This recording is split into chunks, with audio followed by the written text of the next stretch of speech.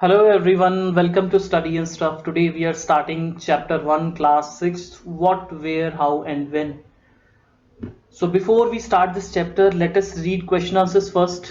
अगर आपने मेरी पहली वीडियो देखी होगी तो आपको पता होगा कि हम क्वेश्चंस पहले क्यों रीड करते हैं। इस चैप्टर में देखो ये मैच द फॉलोइंग कुछ गिवन है, तो हम इस चैप्टर को रीड करने के बाद हम ये आराम से कर पाएंगे। उसके अलावा ये कुछ न्यू कीवर्ड्स हैं जो हम इस चैप्टर में सीखेंगे। Travelling, manuscript, inscription, archaeology, historian, source, decipherment, ये सब चीजें। अपार्ट फ्रॉम दैट ये जितने भी क्वेश्चंस हैं आप एक बार वीडियो पॉज करके देख लीजिए। इस पूरे चैप्टर को कवर करने के बाद आप इतने एबल हो जाओगे कि आप ये सारे क्वेश्चंस कर पाओगे अपने आप। और उसके बाद कोई भी हेल्प चाहिए हो आपकी तो आप कमेंट सेक्शन में लिख के पोस्ट कर सकते हो। All right, then let us start with the chapter. So before starting the chapter पहले हम हिस्ट्री की डेफिनेशन भी देख लेते हैं। हिस्ट्री का मतलब क्या है, इसका मीनिंग देख लेते हैं। History means his story. अब यहाँ पे हिज कौन है? It is the story of man.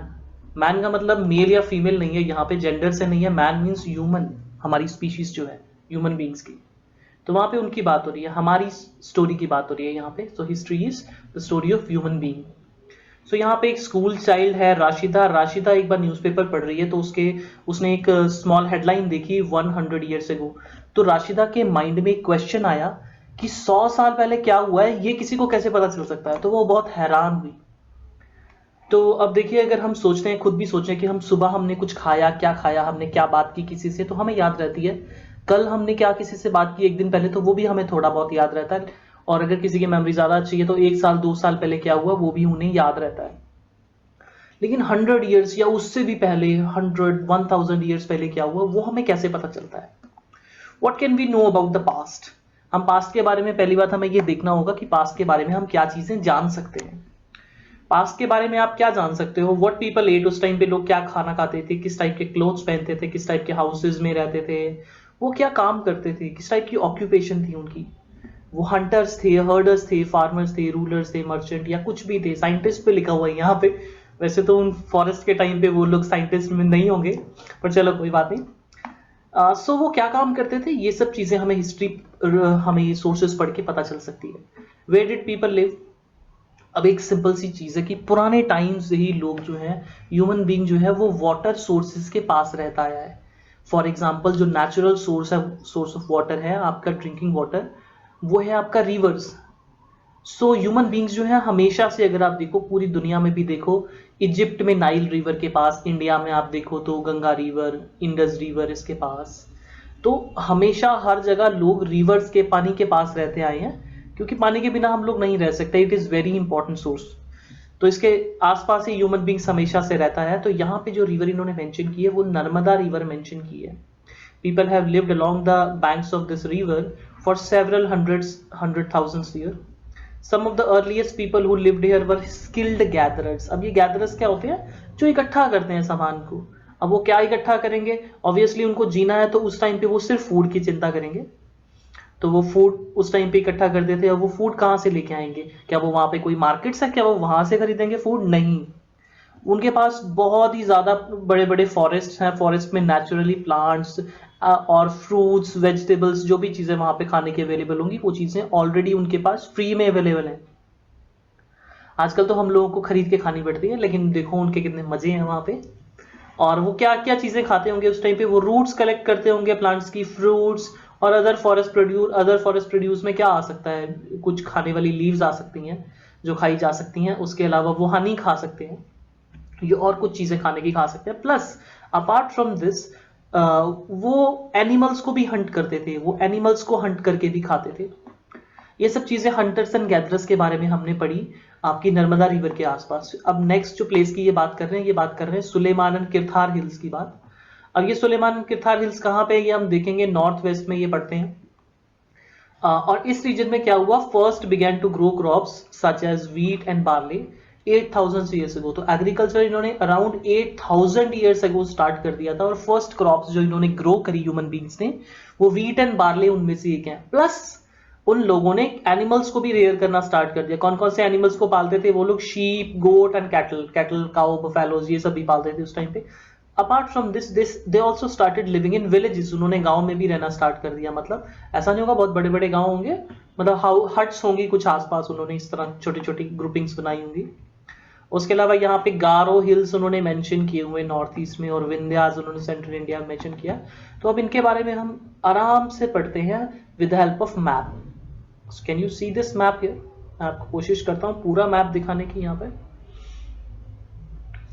आप अपनी बुक में इस मैप को देख सकते हैं आराम से। Can you see this here? अब ये देखो, यहाँ पे किरथार एंड सुलेमान हिल्स यहाँ पर हैं, जहाँ पे भी माउंटेन रीजन है। मैंने ये थोड़ा सा ये जिगजैग करके बना दिया है।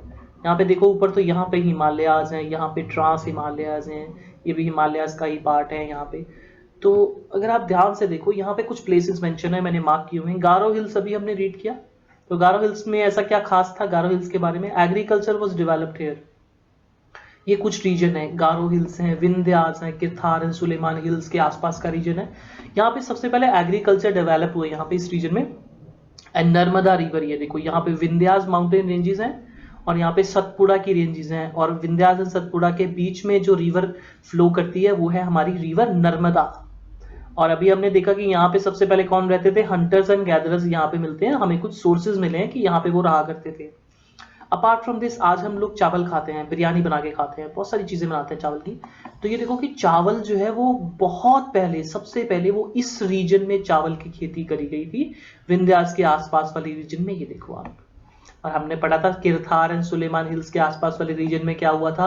व्हीट एंड बार्ले का एग्रीकल्चर यहाँ पे इन्होंने स्टार्ट किया था। शीप और गोट ये सब पालना इन्होंने स्टार्ट किया था, विलेजेस में रहना स्टार्ट किया था इस रीजन में। अपार्ट फ्रॉम दैट, आप और भी रिवर्स यहाँ पे देख सकते हो पूरे इंडिया के मैप में कितनी फ्लो कर रही है।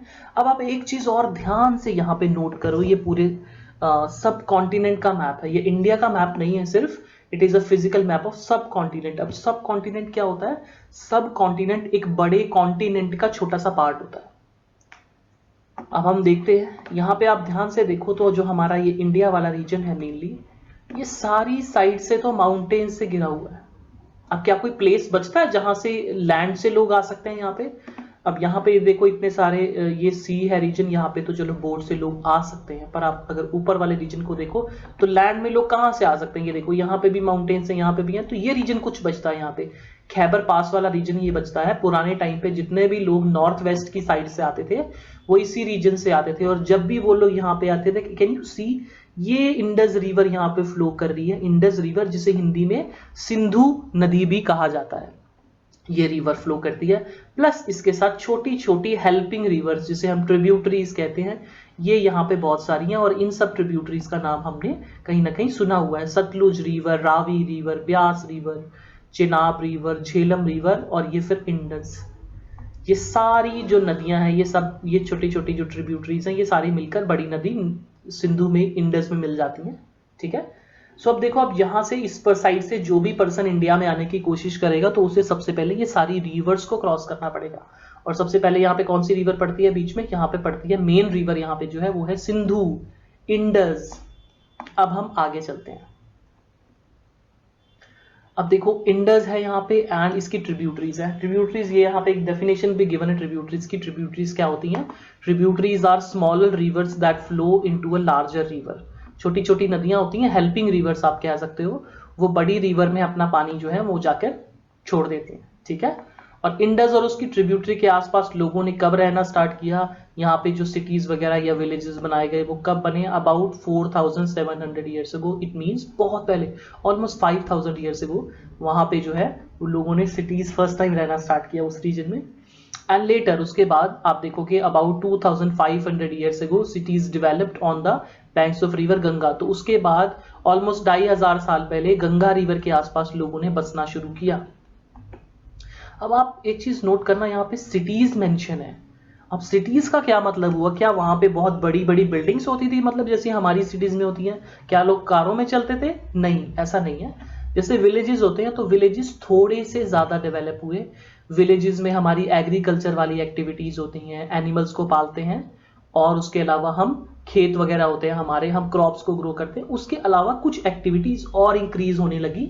तो जैसे जैसे वो कुछ एक्स्ट्रा एक्टिविटीज इंक्रीज हुई एग्रीकल्चर के अलावा, और जो थोड़ा सा लोगों ने, जो हाउसेस थे लोगों के, जैसे वो हट्स में रहते थे, तो थोड़ी थोड़ी उन्होंने हट्स जो है वो स्ट्रॉन्ग मटेरियल से बनानी स्टार्ट कर दी, वुड से बनानी स्टार्ट कर दी, स्टोन से बनानी स्टार्ट कर दी। जो हाउसेस हैं वो मल्टी स्टोरीड हो गए, मतलब जैसे आपका नीचे एक घर होता है, उसके ऊपर एक और लेवल भी होता है, जैसे नीचे भी रूम्स हैं और ऊपर भी रूम्स हैं सीढ़ियां चढ़ के। तो मल्टी स्टोरी ऐसी जो बिल्डिंग्स हैं वो सब बननी स्टार्ट हो गई, थोड़ी सी अच्छी शेप में एक प्लेस बनना स्टार्ट हो गया। तो उस टाइम पे वही सिटीज हुआ करती थी उनकी। आगे हम देखेंगे कि गंगा रिवर का एक ट्रिब्यूटरी है, सोन रिवर भी है, और इसके पास एक बहुत ही बड़ा, उस टाइम पे वेरी पावरफुल रूलर्स उनके रूल करते थे, बहुत ही बड़ा एक किंगडम था वहां पे जो बहुत फेमस है, जिसका नेम है मगध। मगधा यहाँ पे लिखा हुआ है ना, मगध। मगध किंगडम था एक, वो बहुत ही फेमस था और बहुत स्ट्रांग था। इसके बारे में आप पूरा ऑलमोस्ट चैप्टर पढ़ोगे अच्छे से इसके बारे में आगे चलकर। ये साइड में भी मैंने कुछ इंपॉर्टेंट चीजें मार्क की हुई हैं, मैं चाहता हूं कि आप इनको भी एक बार रीड करें। This is very important in this chapter. और आगे हम रीड करते हैं कि थ्रू आउट इस सारे टाइम के दौरान people travel from one part of the subcontinent to another. लोग हमेशा ट्रैवल करते रहते थे, कभी कहीं से कहीं जा रहे हैं, जैसे नीचे रहते हैं साउथ इंडिया में, ऊपर जा रहे हैं दूसरी कंट्री में जा रहे हैं क्रॉस, लोग ट्रैवल करते थे। लोग उस टाइम भी ट्रैवल करते थे, लोग आज भी ट्रैवल करते हैं। आप देख लो, आज लॉकडाउन चल रहा है आजकल, तब लोग थोड़ा ट्रैवल कम कर लें, अदरवाइज लोग तो चलते रहते हैं। लोग घूमने फिरने का लोगों को बहुत शौक है ना। अब लोग घूमते हैं या जाते हैं कहीं पे, ट्रैवल करते हैं, तो वो क्यों करते हैं, इसका कारण होता है, ऐसे बेवजह नहीं करते। ठीक है, तो इसके क्या कारण हो सकते हैं, क्यों लोग ट्रैवल करते हैं। दे travel in search of livelihood. Livelihood means वो किसी जॉब वगैरह की तलाश में, किसी काम की तलाश में वो घूमते हैं। To escape from natural disasters. कोई नेचुरल डिजास्टर है, जैसे फ्लड आ गए हैं, बाढ़ आ गई है, बहुत सारा पानी इंक्रीज हो गया है, या फिर ड्रॉट्स आ गए हैं, पानी बिल्कुल सूख गया है, क्रॉप्स बिल्कुल सूख गई हैं, उससे बचने के लिए, खाने की तलाश में वो लोग, उससे बचने के लिए वो लोग ट्रैवल करते हैं कहीं दूर। आर्मीज में मार्च करते हैं लोग दूसरी कंट्रीज को कॉन्कर करने के लिए, दूसरी कंट्रीज को जीतने के लिए। अपार्ट फ्रॉम दैट मर्चेंट्स होते हैं जो ट्रैवल करते हैं कारवांस में, पूरा उनका झुंड बना होता है, ग्रुप्स बने होते हैं, अपनी गाड़ियां वगैरह लेके, हॉर्सेज वगैरह पे सामान रख के वो जा रहे होते हैं। और जैसे शिप्स में भी जा रहे होते हैं, कैरिंग वैल्यूएबल गुड्स, कुछ अच्छे कीमती सामान को लेकर जा रहे होते हैं, जिसको बेच के वो ट्रेड करके वो पैसे कमाते हैं। ठीक है, उसके अलावा रिलीजियस टीचर्स होते हैं आपके, जो अपने धर्म की अच्छी अच्छी बातें करने, अच्छी मॉरल टीचिंग को स्प्रेड करने के लिए घूमते हैं। उसके अलावा कुछ लोग ऐसे भी होते हैं जिनको घूमने फिरने का बहुत शौक है, स्पिरिट ऑफ एडवेंचर होती है जिनके अंदर, तो वो लोग क्या करते हैं, नई नई ब्यूटीफुल प्लेसेस को घूमने के लिए, तो फिर वो इसलिए घूमते होते थे। और इस सब घूमने का क्या कोई फायदा हुआ हमें? हाँ, फायदा होता है। All these led to the sharing of ideas between people. इन सब की वजह से जो लोग हैं वो अपनी आइडियाज शेयर करते हैं, plus these moments of people enriched our cultural tradition. जो चीजें हमारा कल्चर है वो इससे एनरिच होता है, वो बहुत ज्यादा इंप्रूव होता है, अच्छा होता है, नई नई चीजें हम सीखते हैं। अगर कोई फॉरेनर आता है हमारी कंट्री में, तो वो अपनी कंट्री के बारे में बताता है, हमारी कंट्री के बारे में सीखता है, अपनी कंट्री का म्यूजिक वो लेके आ सकते हैं, वहां से कोई आर्ट लेकर आ सकते हैं, या फिर वहां से कोई कुकिंग वाली चीज, कोई डिश लेकर आ सकते हैं, या फिर हमारे यहाँ से कोई मसाले लेके जा सकते हैं और अपने कल्चर को इम्प्रूव कर सकते हैं, अपने फूड को इम्प्रूव कर सकते हैं। तो लोग ट्रैवल करते हैं, तो इतनी सारी चीजें एक्सचेंज होती हैं, आइडियाज, व्यूज, रिलीजन, कितनी सारी चीजें एक्सचेंज होती हैं और एक दूसरे से हम नई नई चीजें सीखते हैं। तो आपने देखा कि कितना फायदा है मूवमेंट ऑफ पीपल का। तो हमें हमेशा मूवमेंट होनी चाहिए हमारी कंट्रीज के बीच में, कॉन्टिनेंट्स के बीच में। ठीक है, इससे एक म्यूचुअल रिस्पेक्ट भी बनती है। अब हम आगे बात करते हैं नेम ऑफ द लैंड। अब ये द लैंड कौन सा है, यहाँ पे इंडिया की बात कर रहे हैं। नेम ऑफ द लैंड, हमारे इंडिया का नेम जो पड़ा वो कैसे पड़ा। इंडिया है, भारत है, हिंदुस्तान है, आर्यवर्त है, ये सारे नेम जो है हमारे इंडिया के ही हुए हैं मोस्टली। जो हमारे नेम्स हैं, अब हम देखते हैं कि उन नेम्स की शुरुआत कैसे हुई। अब आपने देखा, मैंने आपको मैप में दिखाया था कि हम लोगों ने जो है वो माउंटेन सारी जगह पे थे, कुछ थोड़ा सा प्लेस था वहां पे जहां से लोग नॉर्थ वेस्ट डायरेक्शन से आया करता थे। कौन थे? ईरान वाले रहने वाले ईरानी लोग, ग्रीक्स लोग, ये सब लोग जब भी आते थे नॉर्थ वेस्ट की साइड से आते थे।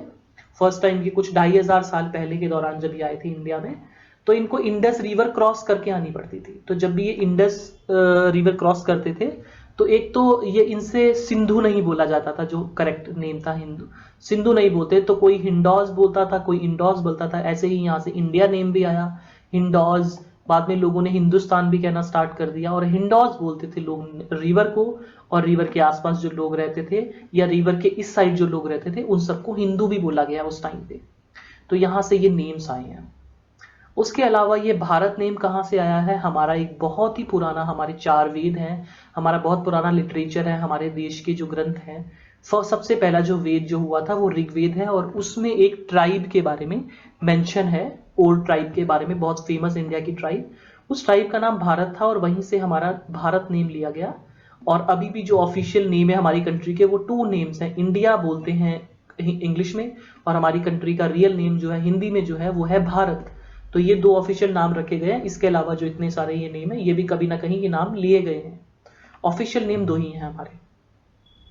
Finding out about the past, अब पास्ट के बारे में आपको जानना है, सीखना है, तो वो कैसे सीखते हैं? वो आपको सीखने के लिए आप देखो, सबसे पहले तो जैसे हम अभी बुक रीड कर रहे हैं, तो अगर कोई पास्ट की कोई बुक अवेलेबल है तो उसको हम रीड करके पास्ट के बारे में जान सकते हैं, सिंपल। लेकिन उस टाइम पे प्रिंटर नहीं होते थे, ऐसी प्रिंटेड बुक्स नहीं होती थी जैसी हमारे पास आज हैं। उस टाइम पे जो बुक्स हुआ करती थी वो हाथों से लिखी हुई बुक्स होती थी, जिसको हम मैन्यूस्क्रिप्ट्स का अर्थ करते थे। मैन्यूस्क्रिप्ट क्या होती है? मैन्यूस्क्रिप्ट 2 लैटिन वर्ड से मिलकर बना है। Manu means hand and script means written something. तो जो हाथों से लिखा हुआ कुछ भी होता था उसे मैन्यूस्क्रिप्ट कहा करते थे, उन पुस्तकों को, उन किताबों को, ठीक है। जैसे मैं आपको कैसे बताऊं, हाँ, आप लोग नोटबुक यूज करते हैं, हम लोग नोटबुक में पेन से, पेंसिल से हम नोट्स बनाते हैं, कुछ चीजें लिखते हैं, तो वो चीजें पहले से प्रिंट नहीं होती, हम लोग हाथों से खुद लिखते हैं। तो नोटबुक भी आपकी जो है वो एक टाइप की मैन्यूस्क्रिप्ट ही है। लेकिन जो आपकी बुक्स होती हैं स्कूल की वो प्रिंटेड होती हैं, तो उसको आप मैन्यूस्क्रिप्ट नहीं कह सकते, वो आपकी प्रिंटेड बुक्स होती हैं। और ये बुक्स, अब देखो पेपर नहीं था उस टाइम पे, पेपर अवेलेबल नहीं था, ये बहुत ही पुरानी बात है। तो लोग कैसे लिखते होंगे, किस चीज पर लिखते होंगे? तो लोग नेचुरल जो कलर्स अवेलेबल थे उससे वो लोग इंक बनाते थे। और वो कैसे लिखते थे? वो आपके पाम एक ट्री होता है, उसकी लीव्स हैं, उसको सुखाकर उसको पेपर की तरह ट्रीट करके उस पर लिखते थे। और हिमालयाज में एक ट्री होता है बर्च, बर्च की जो छाल होती है, उसकी जो बार्क होती है, उसको बिल्कुल पतली पतली लेयर्स उसकी निकालकर उसको भी पेपर की तरह यूज किया जाता था। ये आप एक एग्जाम्पल देख सकते हैं उसका, ठीक है। तो इस तरह के पेपर्स बनाकर उस पे नोट्स बनाए जाते थे, इस तरह नोट लिखे जाते थे। अब लोग क्या लिखते थे इन बुक्स में, क्या सब्जेक्ट लिखा करते थे उस टाइम पे, क्या लिखते होंगे? एक तो वो अपने एक्सपीरियंसेस लिखते होंगे, उसके अलावा साइंस के बारे में मेंशन करते थे ओल्ड टाइम में, मेडिसिन के बारे में मेंशन करते थे, किंग्स जो रहते थे उनकी लाइफ के बारे में, उन्होंने जितनी वॉर्स लड़ाइयाँ लड़ी हैं, उनकी विक्ट्रीज हुई हैं, उन सब चीज़ों के बारे में मेंशन होता था। यहाँ पे रिलीजियस उनके जो बिलीफ होते थे, प्रैक्टिसेस होती थी, इन सब के बारे में मेंशन कर, जैसे हमने देखा है हमारे पुराने जो रिलीजन के ग्रंथ हैं, जैसे वेदास हैं हमारे, ऋग्वेद हैं, उसके अलावा और भी डिफरेंट ग्रंथ्स हैं हमारे, तो उसकी हमें कुछ मैन्यूस्क्रिप्ट्स भी पुरानी मिली हैं। तो ये कैसे अभी तक बच गई? ये बच गई जैसे किसी टेम्पल में किसी को प्रिजर्व करके रखा हुआ था, बुक्स को बचा के संभाल के रखा हुआ था, तो ऐसे हमारी अभी तक देखो हजारों सालों के बाद भी वो बुक्स जो है वो प्रिजर्व हो गई, ठीक है। लेकिन इसके अलावा ज्यादातर बुक्स प्रिजर्व नहीं रह पाई, क्योंकि आप देखेंगे कि जो पेपर होता है या फिर लीव्स पे उन्होंने लिखा था, तो ये इतना स्ट्रॉन्ग मटेरियल नहीं है। जैसे कीड़े मकोड़े खा लेते हैं पेपर वगैरह को, तो ये इतना ज्यादा सर्वाइव नहीं कर पाता। लेकिन अगर आप किसी हार्ड सरफेस पे लिखोगे तो वो सर्वाइव करेगा, बिल्कुल करेगा। जैसे जो हम हार्ड सरफेस पे जो चीजें लिखते थे उन्हें हम इंस्क्रिप्शंस बोलते थे, inscriptions, writings on relatively hard surfaces, hard surface जैसे कि स्टोन हो गया, मेटल हो गया, इन सब चीजों पे जो लिखा करते थे उन सबको इंस्क्रिप्शंस कहते थे। जो पेपर पे या लीव्स पे लिखते थे उन्हें मैन्यूस्क्रिप्ट्स कहा करते थे, ठीक है। अब ये इंस्क्रिप्शंस कौन बनाते थे?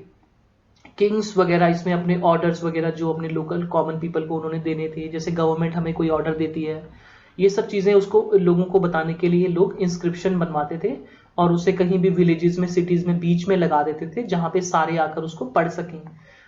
क्या होता था इंस्क्रिप्शंस में? जैसे कि Kings often kept records of victories in battle, जैसे कोई किसी लड़ाई में जीत गए, या उन्होंने कोई कॉमन मैसेज देना है कॉमन पीपल को, किसी अवेयरनेस के बारे में, अच्छी बात बताने के लिए, ठीक है।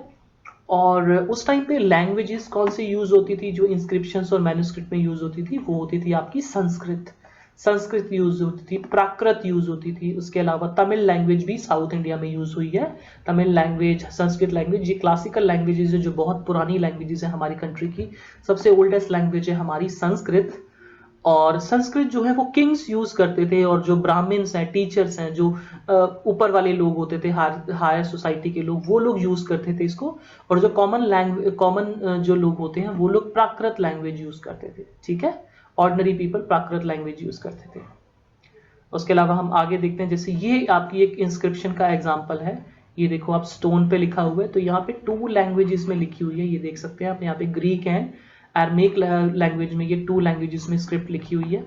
और ये स्क्रिप्ट कहाँ पे मिली है आप यहाँ पे रीड करके इसके बारे में जान सकते हैं। किंग अशोका ने इस स्क्रिप्ट को मेंशन करवा यहाँ पे लगवाया था। तो इनके किंग अशोका के बारे में हम अगले चैप्टर्स में आगे बहुत डिटेल में पढ़ेंगे। आगे हम देखते हैं जो लोग इन सब चीज़ों को ढूंढते हैं, उनको स्टडी करते हैं, उन लोगों को क्या बोलते हैं? Those who study these objects are called archaeologists. अब ये कौन से ऑब्जेक्ट्स को स्टडी करते हैं? Objects of the past like pots, beads, stone tools, inscriptions, jewellery, sculptures, इन सब चीज़ों को स्टडी करते हैं ये लोग। और ये लोग क्या करते हैं? Archaeologists. They also explore and excavate. अब ये एक्सकेवेट क्या होता है? एक्सकेवेट करना होता है अर्थ को डिग करना, खोदना और उसमें से पुरानी चीज़ें निकालना। ये क्या चीज़ें ढूंढते हैं? टूल्स, वेपन्स, पॉट्स, ये सब चीज़ें वो ढूंढते हैं, ठीक है। और जो हार्ड जो चीज़ें होती हैं, जैसे हार्ड चीज़ों से बनी हुई है, जैसे कोई मेटल है, तो वो चीज़ें बच जाती हैं, वो हमें चीज़ें मिल गई हैं। लेकिन अगर कोई चीज़ क्लोथ से बनी हुई थी या फिर कोई पुरानी चीज़ें हैं जो लीव से बनी हुई थी, जैसे लीव्स वाली मैन्युस्क्रिप्ट, तो वो ज़्यादा चीज़ें सर्वाइव नहीं कर पाई हैं अभी तक।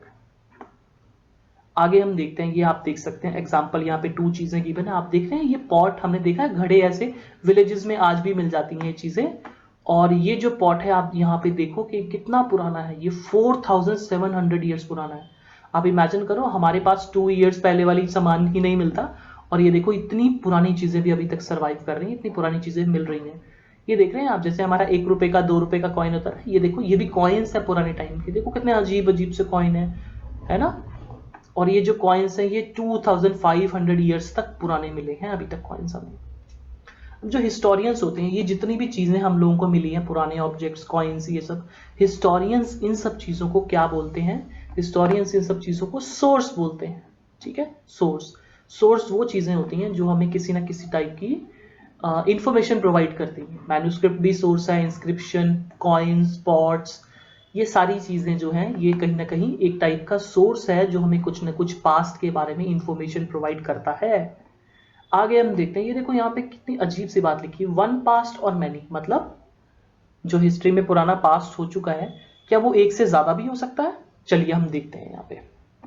For example, the lives of herders और farmers were different from those of kings and queen's.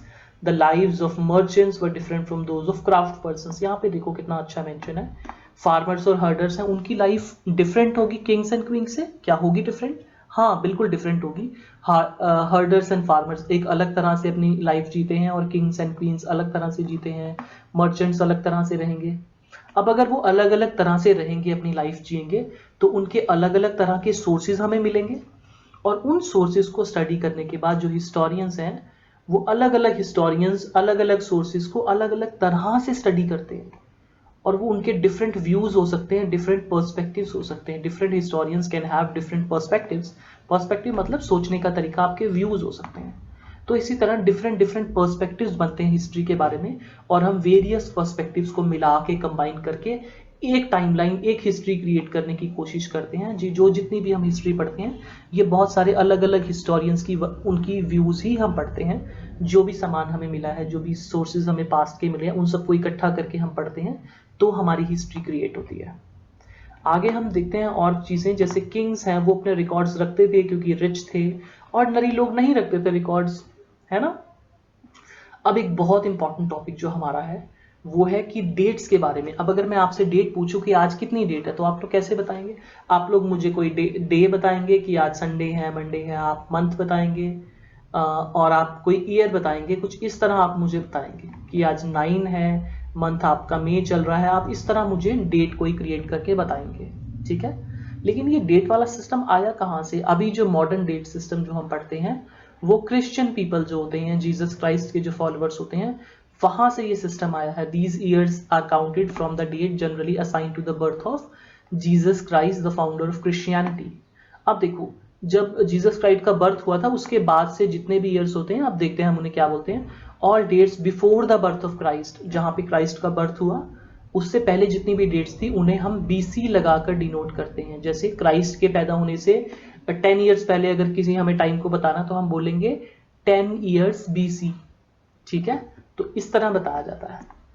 और अगर हमें क्राइस्ट के बाद बताना है, तो हम आगे देखते हैं कि क्राइस्ट जब पैदा हुए, देखो क्राइस्ट से पहले के टाइम को बिफोर क्राइस्ट बताएंगे, और क्राइस्ट जब पैदा हुए तो उसके बाद के टाइम को हम एनो डोमिनी मतलब in the year of Lord, जैसे अभी कौन सा ईयर चल रहा है, अभी चल रहा है 2020, अभी 2020 चल रहा है, तो हम इसको क्या बोल सकते हैं, हम 2020 एडी भी बोल सकते हैं। इट मीन्स कि क्राइस्ट जो हैं, जीसस क्राइस्ट, उनकी बर्थ के अब तक जो है वो 2020 ईयर्स हो चुके हैं, मतलब 2020 ईयर्स पहले जीसस क्राइस्ट पैदा हुए थे, ठीक है। और उससे पहले वाले टाइम को हम क्या बोलते हैं, बिफोर क्राइस्ट। और यहाँ पे बिकॉज सारे लोग ये बीसी और एडी नहीं यूज करते हैं, तो इसके लिए और भी ऑल्टरनेट वर्ड्स आ गए हैं, जैसे कि BCE and CE. CE common era बोल सकते हैं, एडी के ही बिल्कुल बराबर होता है सीई। जैसे हम बोलते हैं कि अभी ईयर चल रहा है हमारा 2020, तो आप 2020 एडी भी बोल सकते हो या फिर 2020 सीई भी बोल सकते हो। और जैसे बिफोर क्राइस्ट हमने बताना है, तो आप 2000 बिफोर क्राइस्ट भी बोल सकते हो, 2000 बिफोर कॉमन एरा भी बोल सकते हो। इसके अलावा एक न्यू वर्ड है यहाँ पे, वो है बीपी। अब बीपी का मतलब यहाँ पे आपका ब्लड प्रेशर नहीं है, यहाँ पे बिफोर प्रेजेंट है। जैसे अभी प्रेजेंट में कौन सा ईयर चल रहा है, 2020 चल रहा है। अगर मैं आपसे पूछूं कि 200 ईयर्स बीपी क्या होगा, तो अभी 2020 से 200 ईयर्स पहले क्या होगा, 1820। तो इस तरह से जो है ये डेट सिस्टम यूज होता है। बीपी इतना ज्यादा यूज नहीं होता, लेकिन हम बीसी एंड एडी बहुत यूज करते हैं ये सब, ठीक है। तो इसी के साथ हमारा चैप्टर फिनिश होता है। मिलते हैं हम नेक्स्ट चैप्टर में। So take care and bye bye.